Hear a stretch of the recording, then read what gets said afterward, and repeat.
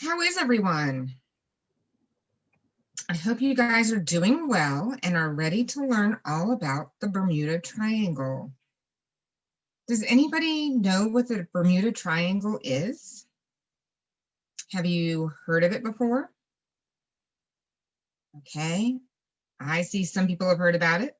All right. Do you think it's real?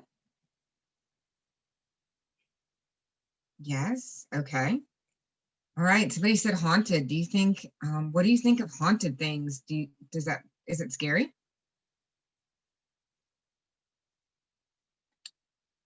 Well, I promise you won't get scared today.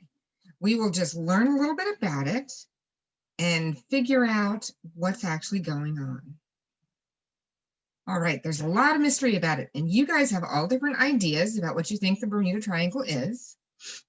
And actually, there are a lot of different ideas nobody really knows. So, on August 3rd, 1492, Christopher Columbus left Spain in a convoy of 3 small ships heading west across the Atlantic. Certain he would find a new trade route to China, and I need to share my screen. I forgot to share, sorry. All right. Okay, making waves and bad attitude. Okay, well, let's learn about it, all right? Let's learn what we really know, and we can think about what we don't know. After 2 months, his ships were stranded in strange waters that were covered with seaweed. His uneasy sailors thought this was a sign that they were near land, but land did not appear. Instead, their compasses started acting strangely, no longer pointing to where the crew knew north to be.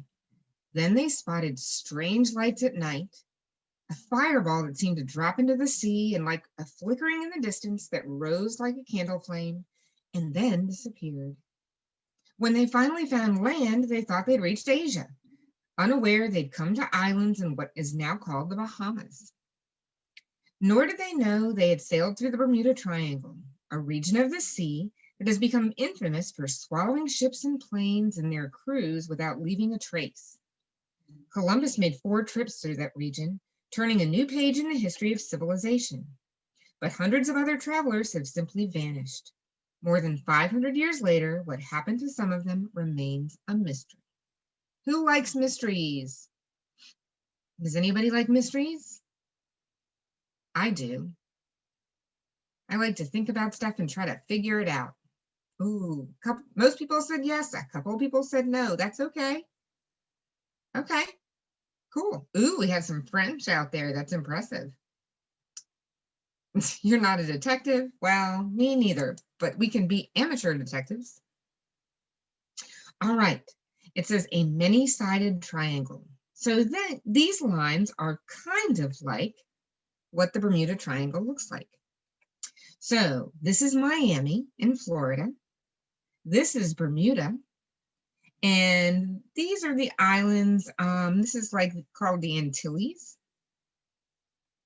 All right, so that's where that area is. Now, is there an actual triangle in the water? No, it just kind of is the shape of a triangle. All right, so let's make this a little teeny bit bigger so you can see a little better. All right, it's simple geometry.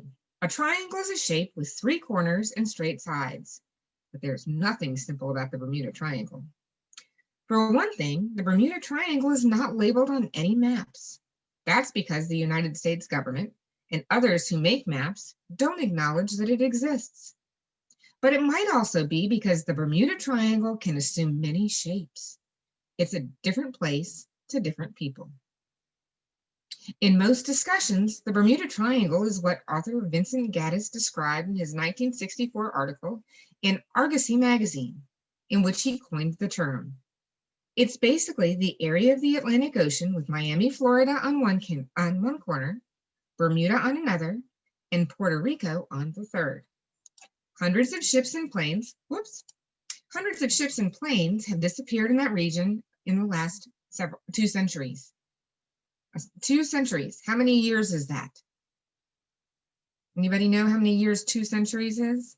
200. Very good, Ariana. Yep. That's perfect. The area outlined by those corners covers 500,000 square miles, which is 1,295,000 square kilometers, an area slightly bigger than California, Oregon, Washington, and Montana put together. That is a lot of space. But since Gaddis's article, the legend of the Bermuda Triangle has sometimes loomed even larger. Some have described the borders as forming an irregular shape that would include much of the southeastern coast of the United States, from the Florida Keys to as far north as Wilmington, North Carolina. Then it would extend past Bermuda, south into the West Indies, and northeast to include the waters around Cuba, Haiti, Jamaica, coming close to Mexico's Yucatan Peninsula. Some incidents attributed to the Bermuda Triangle occurred outside even those generous borders, approaching the Azores, a cluster of islands in the Atlantic that is far closer to Europe and Africa than to Florida, Puerto Rico, or Bermuda. This much larger area has been called the limbo of the lost, a term first used by author John Wallace Spencer in 1973, and today the title of a well-known video adventure game. The Bermuda Triangle and the sea around it has come to be known by other names as well. The Hoodoo Sea, the Sea of Oblivion, the Sea of Lost Ships. Can I make it bigger? Let me see. It doesn't want to be big. That's as big as I can make. Well, that's as big as I can make it. Does that help at all? Sorry, Brandon. Okay. All right. The last three names in particular have been attached to the Sargasso Sea. Actually, this is already much bigger than 100%. So I think this is like 500%. So it's not going to get bigger than this. The word Sargasso, let's see, it was the Sargasso Sea, a large part of the Atlantic that includes a broad base of the Bermuda Triangle. It was there. This is as big as I can get it, guys. All right. It was there, let's see, that Columbus was idled amid endless blankets of seaweed. The word Sargasso comes from the Portuguese word sargasso, meaning seaweed. Columbus evidently wasn't the first to experience such entrapment.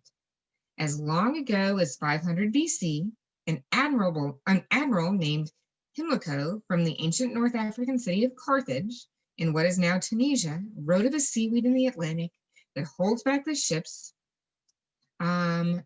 like bush, and where monsters of the sea move continuously to and fro, and fierce monsters swim among the sluggish and slowly creeping ships.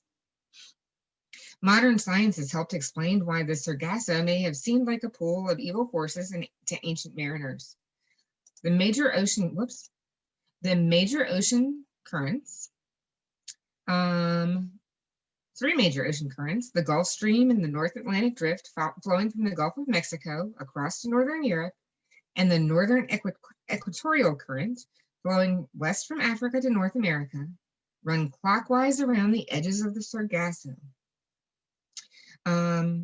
leaving a huge calm region between them that collects seaweed and debris from several continents. All right. Long ago, though, sailors simply regarded it as a ghostly place where lost ships from sailing cultures, purportedly from the Vikings to the Spanish, and possibly even those from the great lost continent of Atlantis, would drift endlessly, with crews that had become skeletons. Some tales had the ships being slowly dragged beneath the surface by seaweed that grew over them like a net. Others suggested it was a place where horses, tossed overboard by ship's crews in desperate attempts to save drinking water while caught in the windless latitudes, frolicked in spirit form. All right. Do you think that's what it is? You think it has to do with the horses? I don't think so. All right. If Columbus believed any of these accounts, he faced down his fears. He sailed 4 round trips through the Sargasso and through the Bermuda Triangle.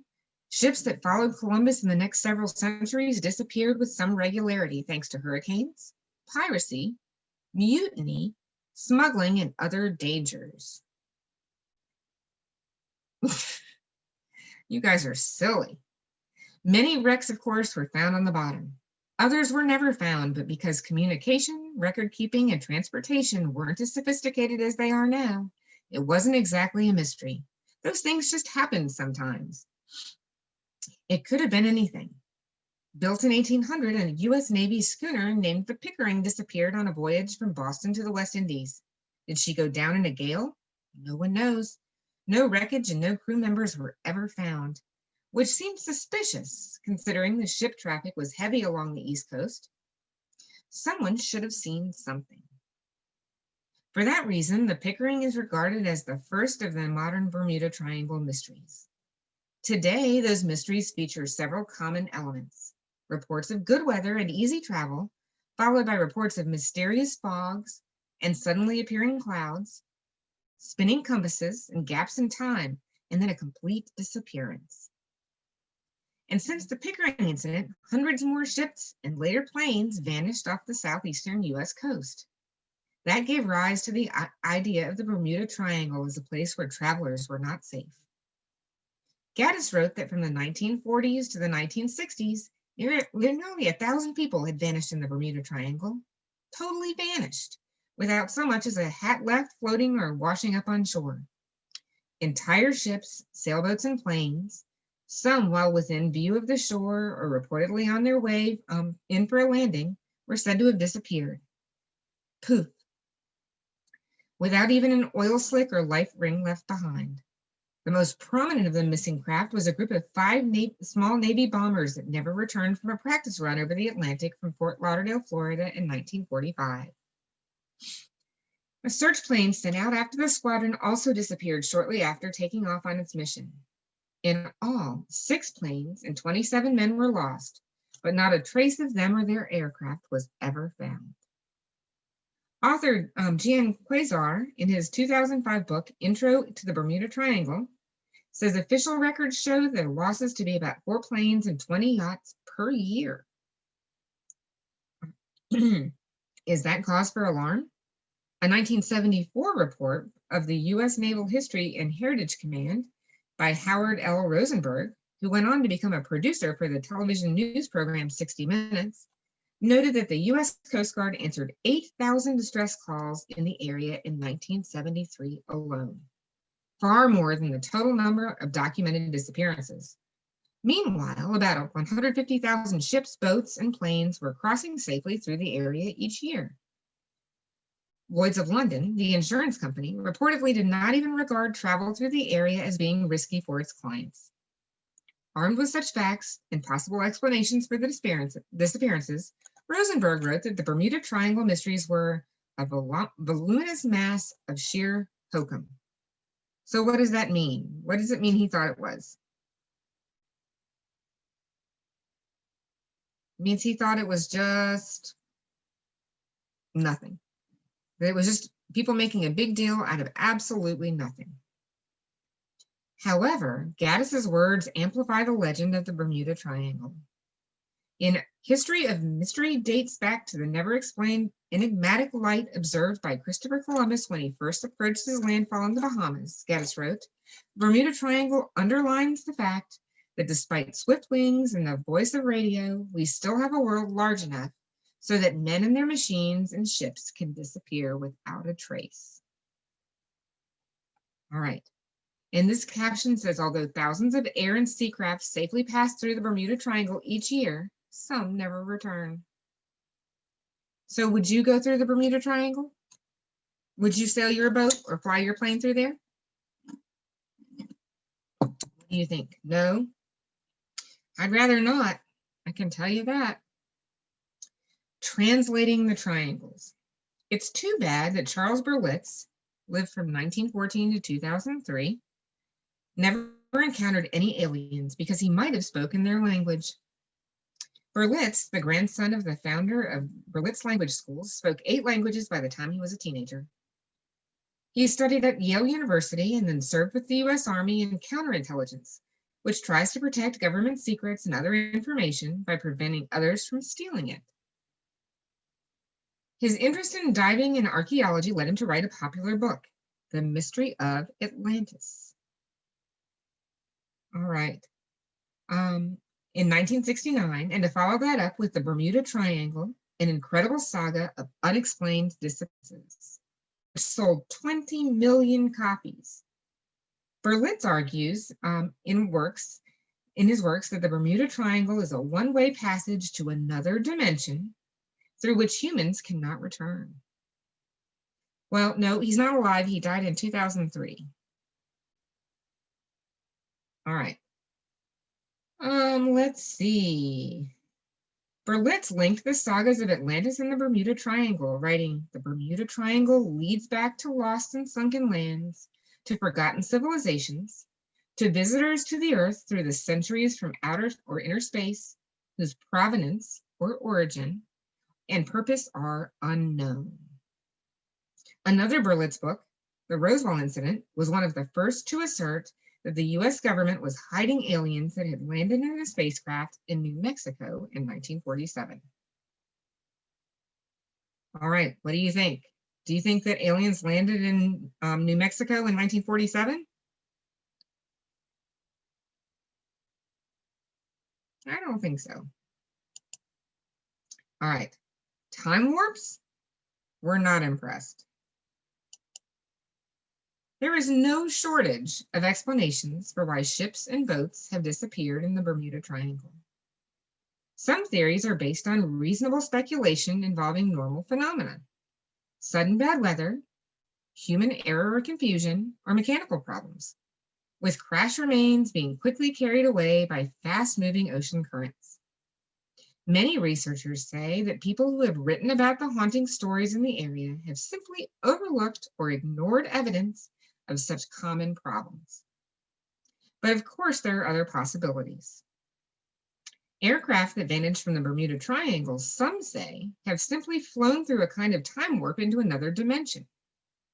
Ships might have been caught in an upwelling of methane from the depths, which could make the surface less dense, causing anything on top to sink suddenly. Some suggest that an energy disruption coming from beneath the sea, perhaps originating from the lost continent of Atlantis, could be to blame. Another idea is that vessels have been captured by aliens interested in human technologies or biology.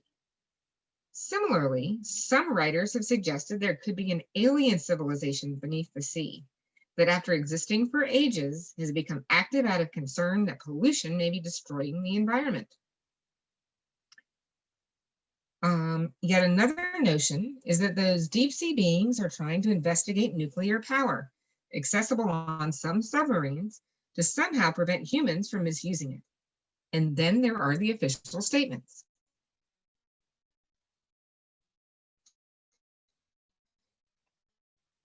The US Coast Guard's position is that it is unimpressed with supernatural explanations, experience that the combined forces of nature and unpredictability of mankind outdo even the most far-fetched science fiction many times each year.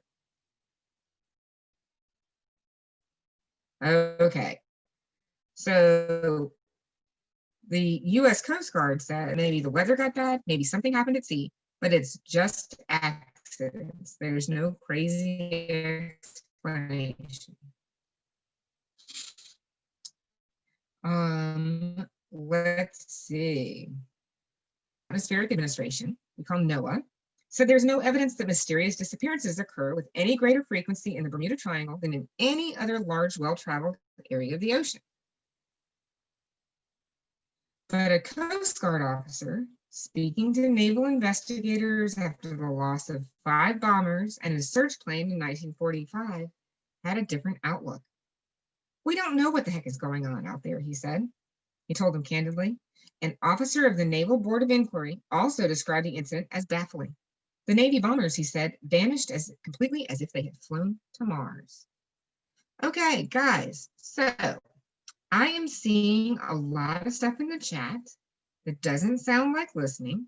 And in some cases, people are calling other people rude names.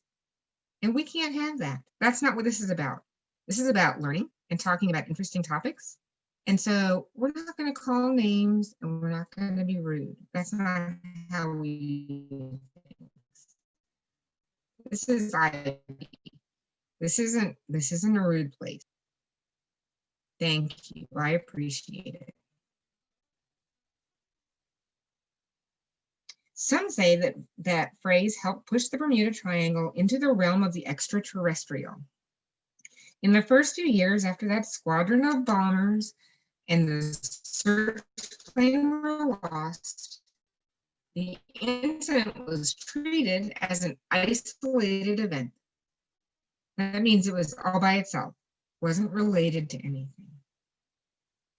Although it remained puzzling, Vincent Gaddis made a case for a mysterious menace that haunts the Atlantic off of our southeastern coast. He cautioned that it may strike again. He detailed nearly 20 incidents of ships and planes that had vanished in the area going back to 1840. But he offered essentially one possible theory that would have affected only planes. The aircraft had encountered a hole in the sky. All right, and which he described as an unknown type of atmospheric aberration, which means unusual occurrence. So this map is like a radar map. Okay, it's a radar map and it just shows radar. And so this area right here is where the Bermuda Triangle would be. Ivan Sanderson, science editor of Argosy, the magazine which Gaddis' article appeared, was also well known as a Bigfoot researcher. He developed a theory evenly spaced around the globe where colliding ocean currents set up vortices that disrupted radio signals, magnetic fields, and perhaps even gravity itself.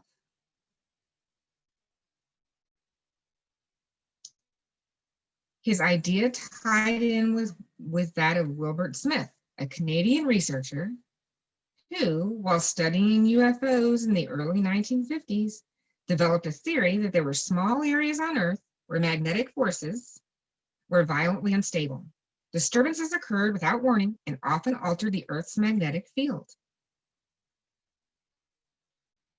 The idea was a popular one among Bermuda Triangle researchers and writers who seized on it as something or malfunctioning compasses, often reported in the Bermuda Triangle disappearances. All right, compasses point toward Earth's magnetic poles above. So the magnetic poles are on the top and the bottom, the north and south pole, while radar systems opposite use radio waves to detect objects and terrain.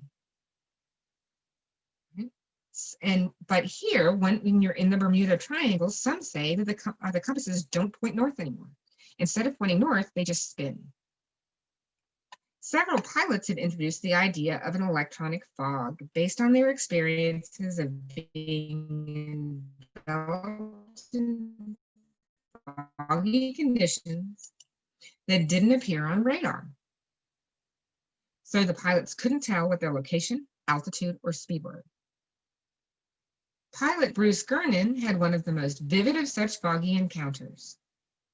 Flying from the Bahamas to Miami in 1970, Gernon was surprised by a quick rising cloud that none of the air traffic controllers could see on radar.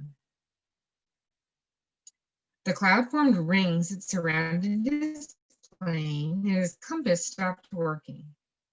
He kept flying his plane faster, but when he saw a clearing ahead and pushed his plane still faster, the cloud seemed to tighten around him. Whoops, sorry about that. All right. Finally, he escaped the cloud and his instruments came back online. All right, who's doing all that typing? I'm going to have to ask you to stop. Justin, please stop. Okay?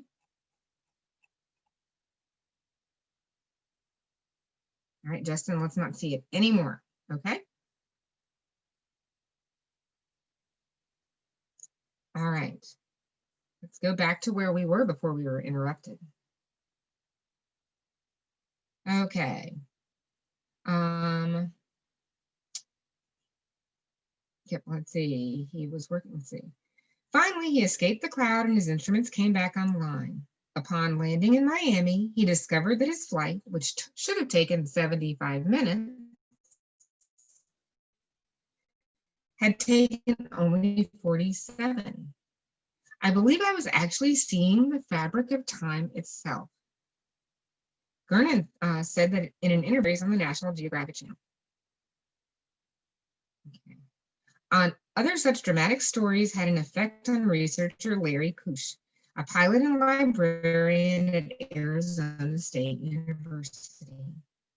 Kusch researched dozens of Bermuda Triangle incidents going back to Columbus's time.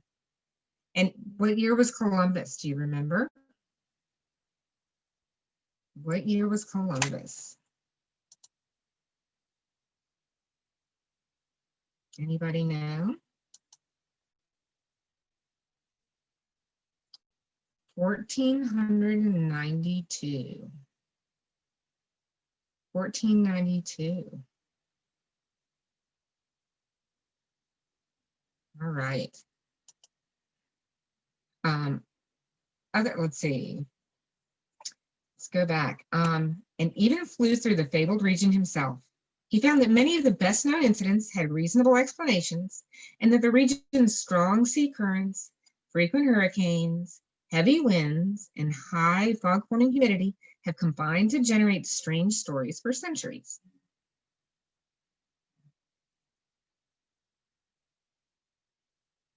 For example, reports of ships stuck in the Sargasso Sea surrounded by seaweed with little wind became stories of huge monsters devouring the craft. More recently, Kusch argued incomplete, lazy, or misleading news reporting and plain old hype. He outlined his findings on more than 50 disappearances in his 1986 book, boldly titled The Bermuda Triangle Mystery Solved. All right, Larry, we're going to stop now.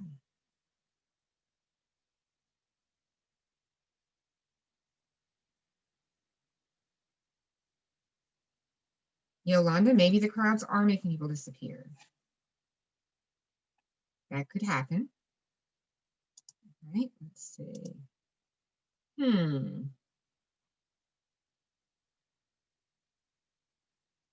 Okay, we're not going to put anything else in the chat except a discussion for me, okay? Just for me. That is as big as the font will go. So let's see,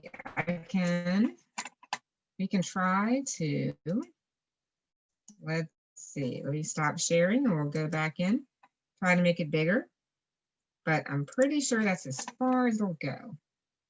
I've blown it up to be huge. It's just small. Hang on.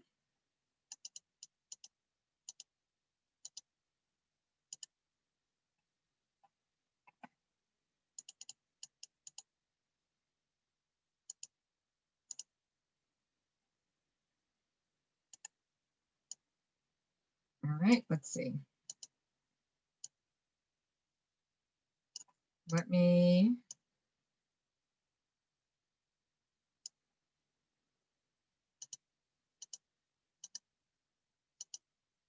We can do,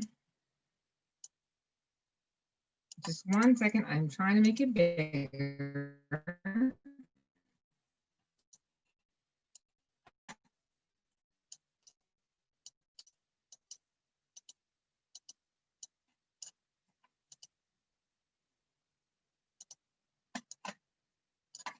All right, let's try this.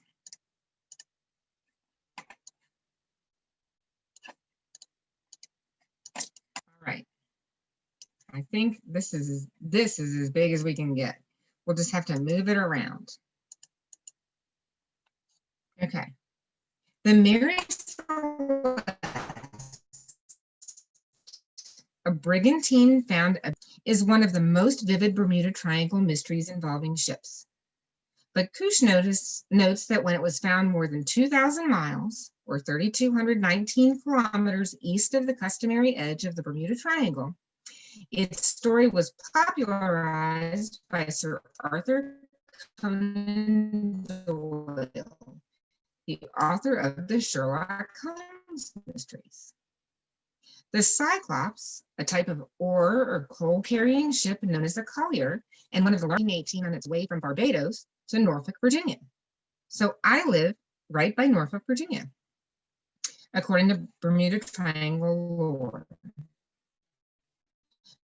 But Kush writes that all the conventional stories about it ignore the probability in an area where searchers never thought it might be.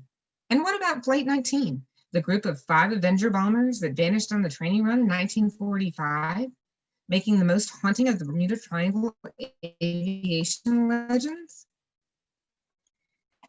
Inexperience, faulty equipment, communication breakdowns, adherence to a military discipline that overpowered some of the pilots' sense that they were flying the wrong way, and even the commander's lack of a wristwatch all led to the tragedy, according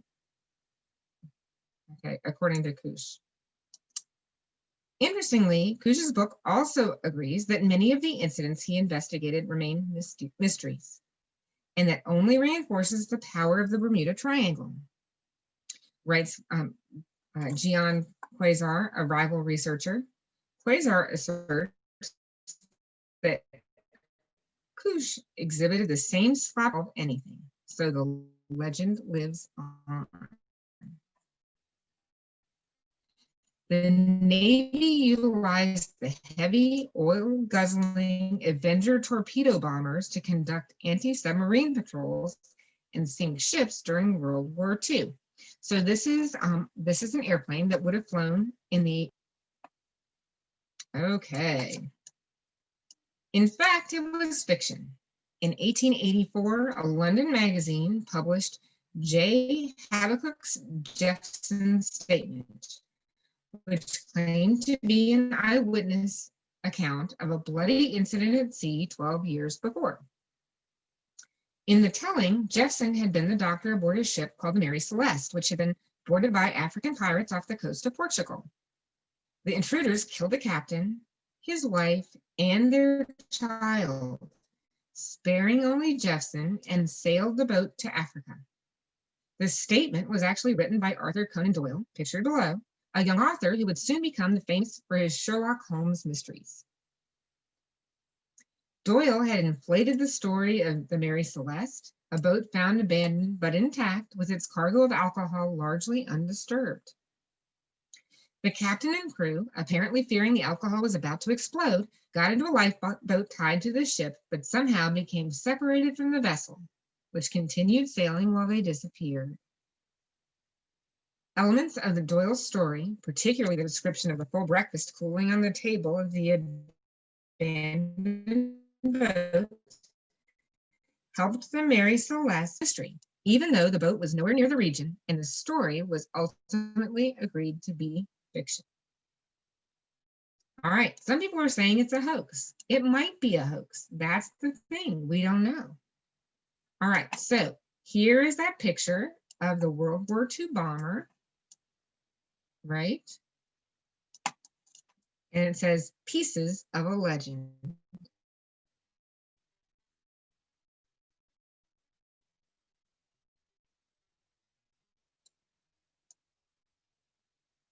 Ty, don't try to get 99 anything. Let's try to listen. On December 5th, 1945, Avenger bombers in a group called Flight 19 sliced into the sky from the Fort Lauderdale, Florida Naval Air Station, with 14 men heading east. Charles Taylor, a pilot with 2,500 hours of flying experience. After dropping their bombs on a wrecked ship near Bimini, the group then headed east to practice navigation. Their course was to take them briefly north, then back southwest directly to their base. But at about the time they should have been requesting landing instructions, Taylor reported he didn't know where they were, and that he couldn't see land, and that his compasses were malfunctioning. Pilots in the other planes could be heard arguing that they should simply turn west, back toward land. But Taylor seemed to think he was over the Florida Keys, and that land was to the north.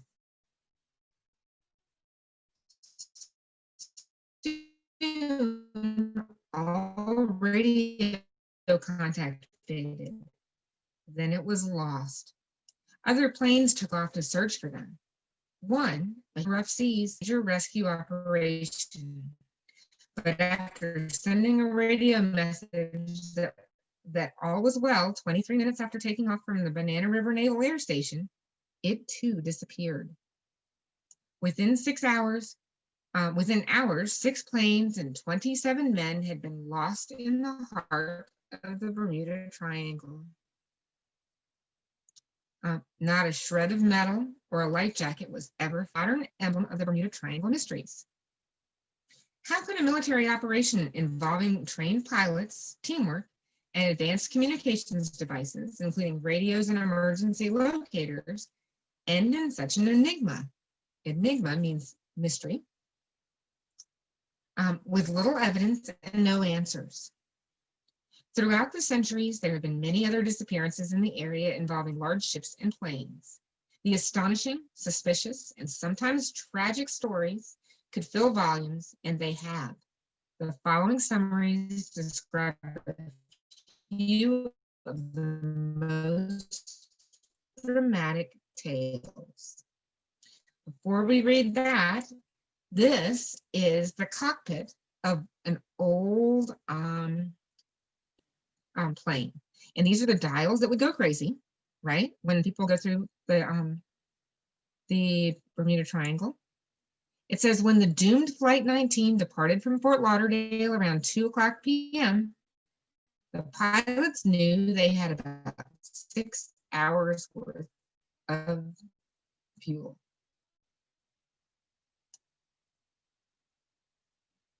Okay, of things that have happened. All right, the British Navy training ship HMS Atlantana left Bermuda on January 31st, 1880, bound for England. On board were 290 cadets. No trace of the vessel was ever found, although most of its 3,500-mile or 5,633 kilometer course would have been through seas well outside of the Bermuda Triangle. The first 500 miles were thought to be within the region. Joshua Slocum was famous as the first man to sail alone around the world, which he did from 1895 to 1898. He had a reputation as a sailor who could handle anything. In 1909, he set sail from the Massachusetts island Martha's Vineyard for South America and was never heard from again. Did his self-steering boat capsize? Was he hit by a waterspout? Was he overcome by some other force? No one knows. Shipwrecks littering the seafloor have yet to be explored as they sit frozen in time. So let's go over and look at this picture. And you can see, here's one that has been explored, the shipwreck. And there's a diver down there, and you can see the ship just rotting away on the bottom of the ocean. The Cyclops was a 542-foot long, that's 165 meters, coal and ore carrier that carried fuel and other materials all over the Atlantic during World War I, between 1914 and 1918. In February of 1918, the 7-year-old Brazil with a load of manganese and a crew of 306. It stopped at Barbados on March 4th and was due in Baltimore, Maryland on March 13th. But after leaving Barbados, it was twice spotted heading south, which is the wrong direction, by British patrol boats, and it never arrived in Baltimore. The vessel's vanishing act represented the greatest loss of life in any non-combat U.S. Navy action. It means something that wasn't a war. So it was lost, but it wasn't lost in fighting. The boat was also the largest Navy ship ever lost without a trace. The Navy describes the loss as one of the sea's unsolved mysteries, and it may be one of the most complicated. Though the ship's captain, Lieutenant Commander George W. Worley, had commanded the Cyclops since its maiden voyage, investigations raised suspicions that because he'd been born in Germany, he might have steered the ship deliberately into German hands.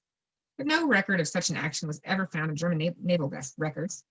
Other accounts indicate that Worley was disliked by his own crew, and at the least was quite odd, often appearing at night on deck, wearing long underwear and a derby hat. Still others raised suspicion about the boat itself. Let's see. Could the ore it carried, known to grind against surfaces, have weakened the Cyclops' hull or shifted, causing the hull to split and possibly take on water? Two sister ships of the Cyclops, the Proteus and the Nereus, also vanished within a month of each other in November and December of 1941. Now, that was many years later. Whoops, wrong way. The fact that they also vanished in the Bermuda Triangle linked them to the mystery. All right, so let's look at this picture right here. These boats are actually lifeboats. Does anybody know what that is on the outside of the lifeboat was supposed to look like?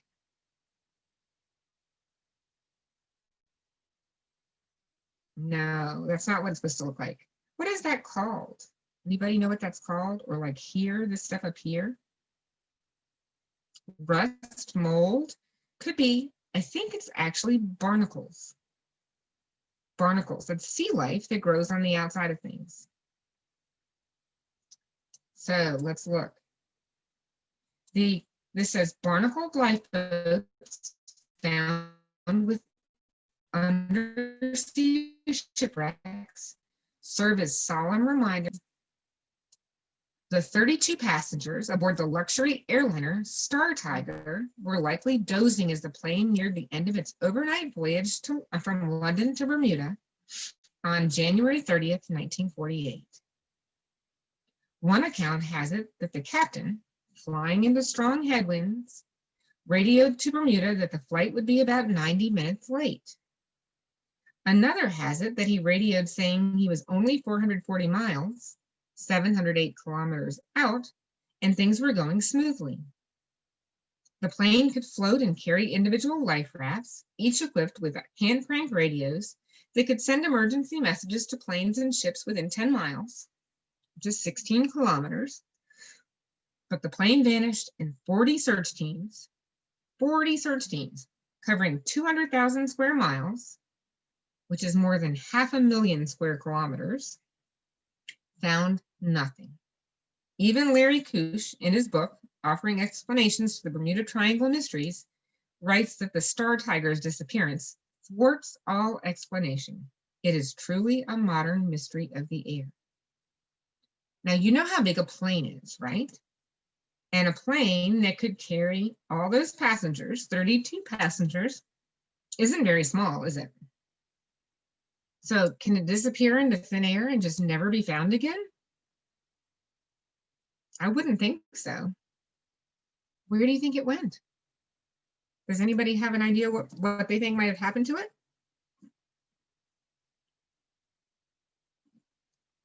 I don't think anybody does. The story of the Carol Deering, a 5-masted schooner, is unusual in Bermuda Triangle lore. No survivors were found, but nearly everything else was, including the ship itself, with 2 cats on board and a meal being prepared on the stove. The boat was spotted aground by a U.S. Coast Guard watchman near Cape Hatteras, North Carolina, just after dawn on January 13th, 1921. The area is not on the Bermuda Triangle as it's commonly drawn, but is well within the bounds according to many other versions of it. The 11 crew members were gone, so were the lifeboats. Piracy? Bad weather? A deliberate mishap to collect insurance money? No determination was ever made. We might as well have searched a painted ship on a painted ocean for a sight of the vanished, said a federal investigator, echoing the words of Samuel Taylor Coleridge's poem, The Rime of the Ancient Mariner. They didn't find a thing. On December 27, 1948, a DC-3 carrying 27 passengers was approaching Miami on its way from San Juan, Puerto Rico. Although it had some battery and radio problems upon takeoff, the captain was able to notify air traffic controllers at 4:13 a.m. that he had a nice tailwind and that things were going so well that the passengers were singing Christmas carols. Let's see, the plane was only 50 miles or 80.5 kilometers out, and the captain could see Miami. But Miami never received his message. Instead, a controller in New Orleans did. The plane never arrived in Miami, and no trace was ever found. These incidents make up only a small fraction of the documented accounts of disappearances, abandonments, close calls, and other dramas at sea and in the air over the Bermuda Triangle. As researcher Gian Quasar writes, there is no other place on Earth that challenges mankind with so many extraordinary and incredible events. All right. And this caption says, contrary to one popular legend, aviator Amelia Earhart was flying over the Pacific, not the Bermuda Triangle, when she disappeared.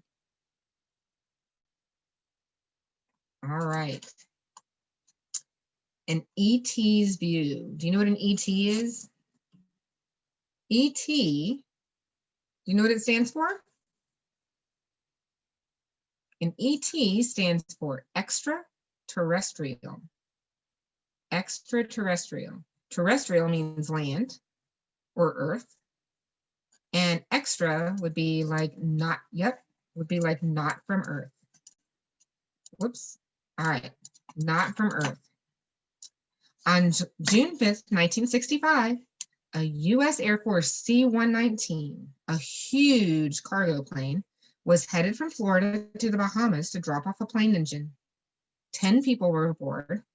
The weather, according to official reports, presented no apparent hazard. As with so many Bermuda Triangle mysteries, the pilot sent a message saying everything was fine and that he was about 100 miles from his destination, 161 kilometers. Then the plane disappeared without a trace. But not, some say, without a possible witness. High above the Earth at that moment, riding in the Gemini 4 space capsule, astronaut James McDivitt noticed a strange object that seemed close to the capsule. McDivitt even grabbed a camera and took a picture. The object was white and cylinder-shaped, with a long arm protruding from one side. McDivitt later described it as a UFO, prompting UFOologists to argue that the C-119 had been captured by aliens. But the object McDivitt saw was over Hawaii and not the Bahamas. McDivitt later said he would describe any plane he didn't recognize as a UFO, and that it could have been a booster from a rocket that propelled his own capsule into space. Okay. New twists to the triangle. All right, so we'll go on to the next page. We've got a map here to look at in a minute.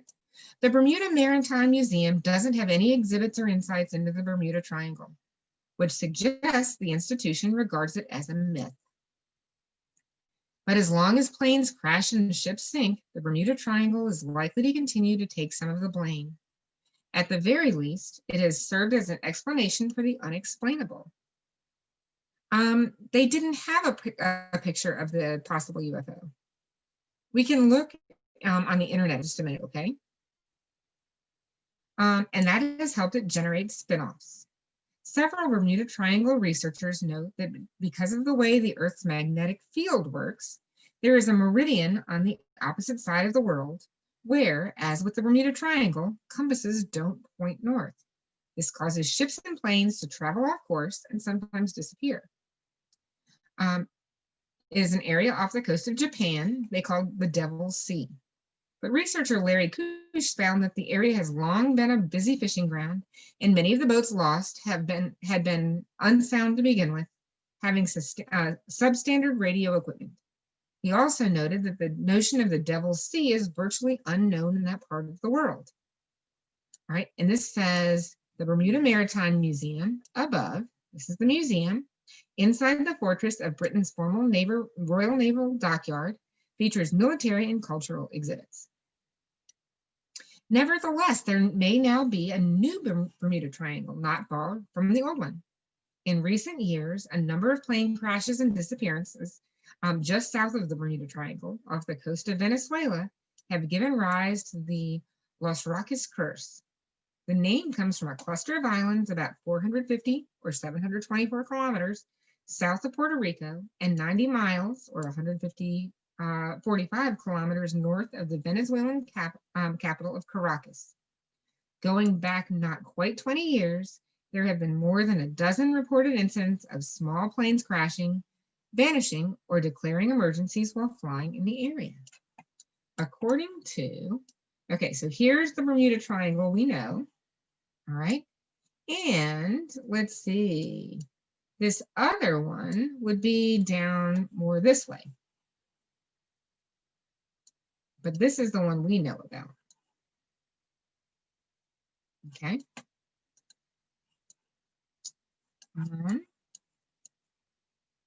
According to the news reports, 14 people were killed in 2008 when a plane traveling from Los Roques to Caracas crashed. Similar to well-known Bermuda Triangle disasters, no wreckage was ever found, although one body was. Adding to the legend was the crash in January 2013 that killed the crew and 6 passengers, including Italian fashion designer Vittorio Missani, aboard a twin-engine plane flying the same route. No wreckage of that plane was ever found either. Although crashes are unfortunately certain to continue, new aviation technologies may help reduce the chances of getting lost. Advanced equipment arguably could have saved Flight 19 from disappearing. Very high frequency omnidimensional radio range was brought into use in the late 1940s and 1950s, not long after the Flight 19 incident. The system uses a combination of radio transmissions from the ground and a receiver in a plane to determine the plane's course or its direction in relation to north. The VOR is the world's standard navigational system for airplanes. Its basic structure involves a network of about 3,000 ground stations around the globe, each transmitting directional signals continuously. VOR depends on a plane's being within sight of a transmitter, and for small, low-flying planes, it might mean a range of only 25 nautical miles, which is 46.3 kilometers. For Flight 19, which reported flying at an altitude of 2,300 feet, which is about 700 meters, the range would be 40 nautical miles, or 74.1 kilometers. That's not very far, and VOR stations are only on land. But had VOR been in place in the Bahamas, Flight 19 might have received a reliable directional signal on one of the critical turns of its planned route. The VOR network is expensive, involving buildings and other physical equipment. So despite its long-lasting dependability, it is being slowly replaced by the 24 satellites in the Global Positioning System, GPS, which is much cheaper to operate. GPS emerged in the mid-1990s. It works as satellite signals converge on a receiver on Earth. That receiver can be carried by, we all have them on phones. The receiver calculates the difference in time it took for signals to reach it from various satellites, and then uses that information to determine precisely where it is on the surface of the Earth. Altitude and speed, particularly useful for Flight 19. Investigators determined that because Lieutenant Taylor repeatedly asked for the time when he was within radio contact, he must not have been wearing a watch. Without knowing how long he'd been traveling in any direction, he also would not have known how far. It provides practical applications around the world in every aspect of their lives. All right. New undersea exploring devices can unlock some of the Bermuda Triangle's secret it well, but there's a significant obstacle. The area includes some of the deepest reaches of the Atlantic Ocean. The floor of the Puerto Rico Trench off the northern coast of Puerto Rico is 5.2 miles or 8.4 kilometers below the surface, near the limits of how far diving craft explore. The area is also marked by ocean current and baffled searchers. Many were excited when divers found 5 Avenger bombers in a cluster on the sea bottom, 12 miles off of Fort Lauderdale in 1991. Was it Flight 19? 12 years later, a dive team with a small submarine found numbers on the planes that led to an unlikely conclusion. The planes all. Investigators instead believe that Flight 19 went down 200 miles east of Daytona Beach, which would be about 250 miles from where the other 5 Avengers were found. This is the last little bit. In 1975, Mike Sibley was a young, the sky green glow. The compass was spinning. I thought we were headed into a parallel universe, said Sibley. Soon after, the crew found out from the radio that the Air Force was conducting a test in the area using a fluorescent gas that disrupted instruments. Sibley, who by 2013 was the chief operating officer of the Grand Yacht Club of Fort Lauderdale, said plane and boat mysteries in the Bermuda Triangle have dwindled in the face of detailed investigations, but occasionally he found himself pulled into one. Okay.